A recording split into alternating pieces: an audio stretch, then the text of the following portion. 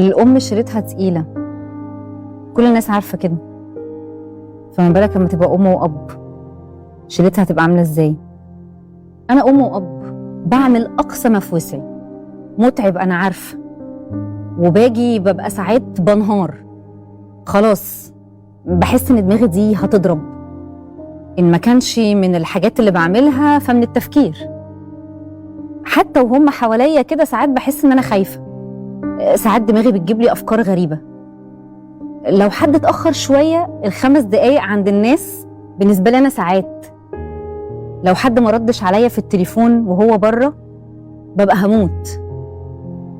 أنا نفسي أبقى الأم اللطيفة دي اللي بشوفها كده ساعات في التلفزيون ولاقيها بتلعب وبتنزل وبتودي ومرحة وبتعرف كده تهزر.